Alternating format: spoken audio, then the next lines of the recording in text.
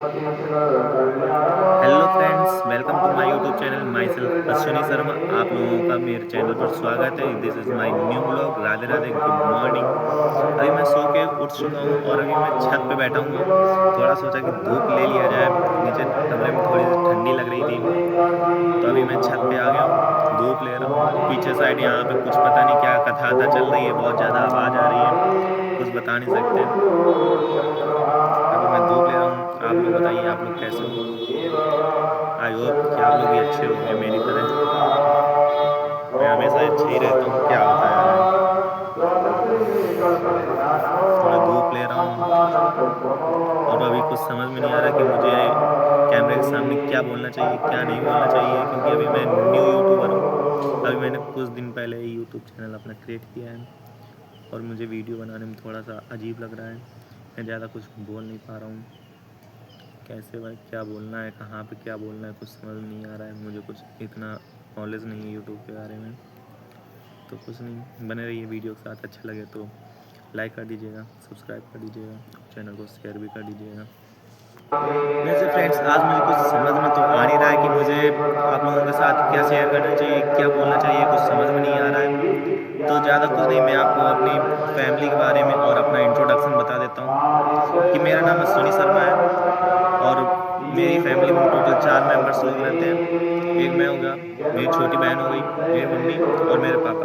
तो अभी हम लोग यहाँ कानपुर में रहते हैं, वो भी रेंट पर रहते हैं।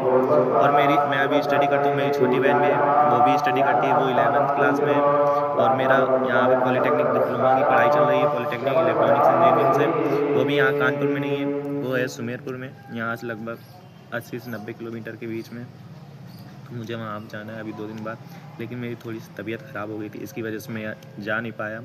अभी मेरी जांचें चल रही हैं। अभी 2 दिन पहले मेरी जांच हुई थी, रिपोर्ट आई है, सैंपल निकाला गया था, रिपोर्ट आई। रिपोर्ट में क्या आया है कि मेरे प्लेटलेट्स बहुत ज़्यादा डाउन हो गए, 20,000 के आसपास बची हुई है। तो अभी कुछ नहीं, यहाँ पे फ्रूट्स खाने के लिए बोले गए हैं कि खट्टे फल खा लो, जितना ज़्यादा हो सके खट्टे फल खा लो, दवाई खाओ।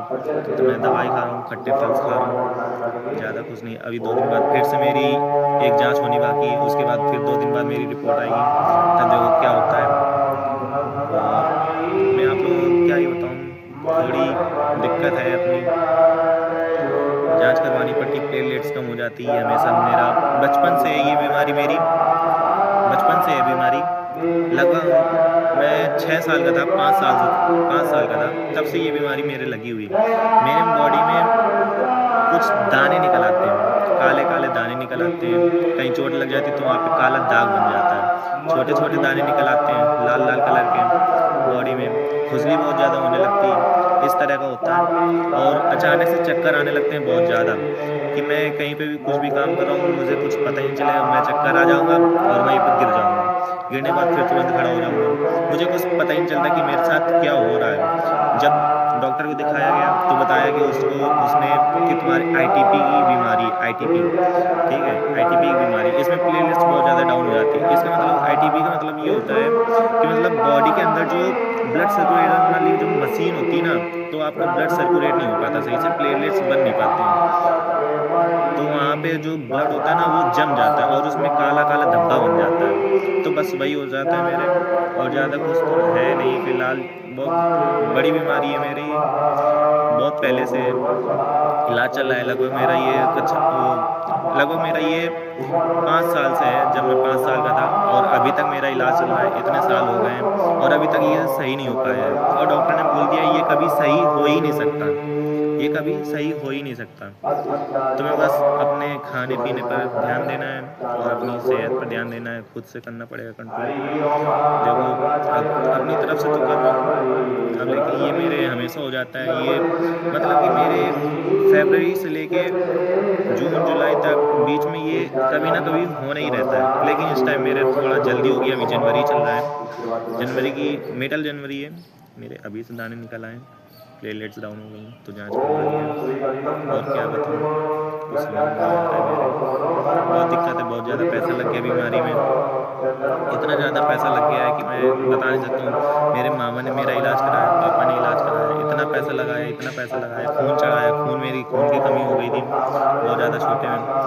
समझ लो हर दिन कोई ना कोई नया इलाज मेरे अंदर, नए जाँचें होती रहती हैं, हर दिन होती रहती थी पहले। अभी तो फ़िलहाल थोड़ा-सा आराम है, ज़्यादा इतना नहीं होता। पहले इतनी ज़्यादा होती थी, कुछ बोल नहीं सकते थे। मेरे नाक से, मुँह से इतना ज़्यादा ब्लड निकलता था, इतना ज़्यादा ब्लड निकलता था कि मैं आपको बता ही नहीं सकता कितना ज़्यादा ब्लड निकलता था।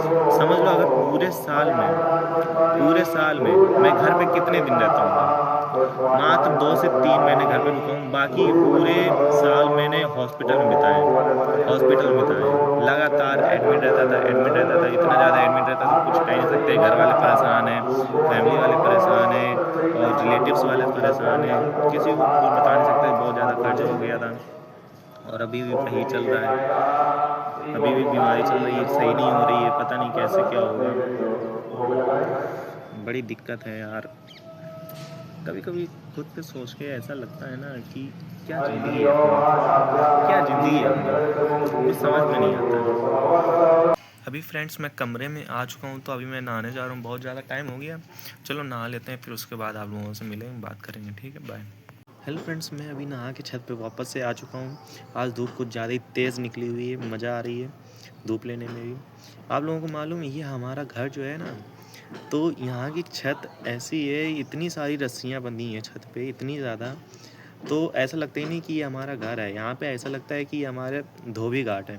यहाँ पे जब कपड़े सुखाने के फैलाए जाते हैं ना धुलने के बाद, तो ऐसा लगता है कि धोबी घाट है, पूरे कपड़े सूखने को पड़े हैं। दिखाते हैं आपको, देखिए। यहाँ पे इतनी ज़्यादा रस्सी बंधी हुई, कुछ बता नहीं सकते हैं आपको। ये देखिए, इतनी सारी रस्सी बंधी हुई है यहाँ पे। अभी तो फ़िलहाल बहुत कम कपड़े पड़े हुए हैं। जब यहाँ पे सब लोग कपड़े सुखाने को डाल देते हैं ना, तो इतने ज़्यादा कपड़े हो जाते हैं, कुछ कहने को नहीं है। ऐसा लगता है जैसे कि पूरा धोबी घाट का घर बना हुआ है। यहाँ पे कपड़े सूखने के लिए पड़े हैं, यहाँ केवल कपड़े दिखाई देते हैं और कुछ नहीं दिखाई देता है देखने में। तो दोस्तों, जिस घर में मैं रहता हूँ ना इस टाइम, इस घर को पहले जानते हो चिड़ियाघर के नाम से जाना जाता था, क्योंकि यहाँ पे बहुत सारे लोग किराएदार रहते थे। अभी तो फ़िलहाल कुछ कम लोग हैं, ज़्यादा लोग हैं नहीं, बहुत सारे लोगों ने कमरा खाली कर दिया है। लेकिन इस घर में सबसे ज़्यादा अभी पुराना मैं ही हूँ। हम लोग यहाँ पे बहुत सालों से रह रहे हैं। यहाँ पे पहले इतने सारे लोग रहते थे, पूरा मकान भरा था। मकान में बहुत सारे लोगों को रहने की वजह से इस मकान को चिड़ियाघर के नाम से जाना जाने लगा था। जैसे कि कहीं भी कोई से भी बाहर से आता है और इस मकान में आना चाहता है, तो वो डायरेक्ट पूछता है कि चिड़ियाघर बता दो, चिड़ियाघर बता दो। तो लोग यहाँ पे आसानी से आ जाते थे। किसी को भी पूरा लोकेशन बताने की ज़रूरत ही नहीं पड़ती थी, केवल बता दो चिड़ियाघर कहाँ है, यहाँ आप मोहल्ले में आ जाओ। लोग किसी से भी कह दो चिड़ियाघर वाला मकान बता दो, तो लोग सीधे यहाँ पे पहुँचा देते थे। इतना फेमस हो गया था ये चिड़ियाघर के नाम से, इतने सारे लोग यहाँ पर रहने लगते थे। आज की वीडियो में फ्रेंड्स बस इतना ही। मुझे आज कुछ समझ में नहीं आ रहा था कि मुझे क्या बोलना चाहिए, कैसा ब्लॉग बनाना चाहिए, मुझे कुछ समझ में नहीं आ रहा था, क्योंकि मैं न्यू हूँ यूट्यूब पर, मुझे ज़्यादा कुछ आता नहीं है। तो चलिए, वीडियो आपको अच्छी लगी तो लाइक कर दीजिए, शेयर कर दीजिए, सब्सक्राइब कर दीजिए और मिलेंगे आपको नेक्स्ट वीडियो में। कमेंट करके ज़रूर बताइएगा कि वीडियो को आप कैसा लगा। अगर अच्छा लगे तो ज़रूर कमेंट कीजिए। आपको मिलेंगे नेक्स्ट वीडियो में, तब तक के लिए बाय बाय।